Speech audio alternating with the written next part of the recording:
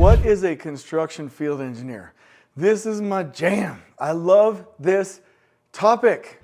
Right now, we are doing version 4 of Construction Surveying and Layout, otherwise known as the Field Engineering Methods Manual, and I'm doing all the legwork for Emeritus Professor Wesley G. Crawford. And I have spent most of my career training field engineers. I love, love, love field engineers. We're going to tie this video to some other videos on the channel, but this one is going to be answering specific questions that will dive deep into the role, so stay with us.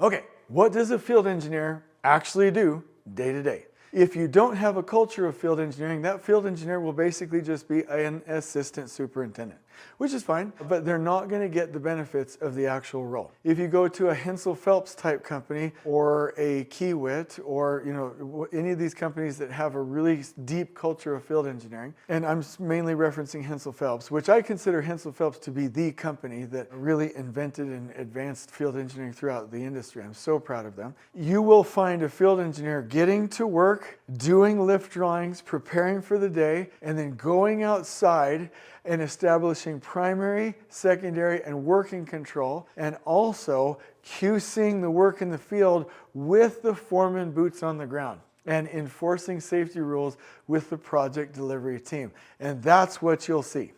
Second question, how is this different from a site supervisor or project engineer? Well, if you're acting like an assistant superintendent, it's not much different than a site supervisor, but a project engineer, this is the focus. There's a list of 17 things. I'm not going to give them all to you. I'll link it to the description below. 17 things a trade needs to be prepared to build their work package in a zone. 17 things.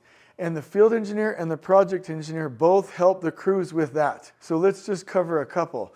The materials, the equipment, the labor, the permissions, the information, the layout, right? The access, the logistical support, right? Let's just take a couple of those. The layout, that's the field engineer to do out ahead of the crew. The information, that's the project engineer to do out ahead of the crew. The project engineer is getting information and materials to the crew. The field engineer is getting coordination and the actual layout to the crew so they can do their work and piece it together. So the project engineers information and materials, and the field engineers are helping them assemble the information and materials out in the field with the crews. So if you go down the list of 17, you'll be like, that's the super's job, field engineer, project super, field engineer. It's basically both of their jobs to prepare the trade, but one is in the field, one is in the office. So that's the difference. Question 3, do I need an engineering degree to be a field engineer? So field engineer is a description of the role, not an indication of them being a professional engineer. So no. And if you do have a construction management degree or a degree that is comparable, it will help you get in the door, but you don't actually have to have a degree to be successful as a field engineer. You can learn on the job just like I did.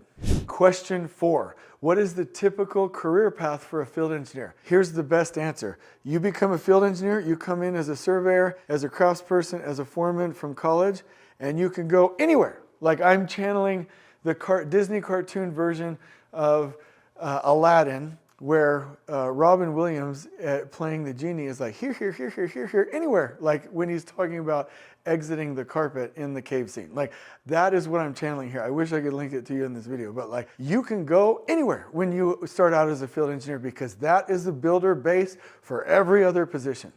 And the last question, which is one of my favorites, is does a field engineer impact layout and quality control? They should be the main ones that do this. In fact, when I hear concepts like advanced work packaging for oil and gas, where they have work face planners in an office somewhere preparing the work package, I'm like, no. That was always supposed to be the assistant super with the field engineer helping to prepare the crews for work. The field engineer should be doing lift drawings, helping with quality requirements, and helping to lay out and QC, actually not QC, quality assure, prevent mistakes before they ever even happen with crews in the field. The answer is yes, yes, some more yes, some yes in the middle, another yes, and yes on the top for frosting. Yes, Yes, yes, yes, a field engineer will do that. I cannot overstate how important field engineers to our industry. If we want amazing supers in 10 years, we will train everybody as field engineers today. It is one of the most impactful roles in all of construction, and we have forgotten about it because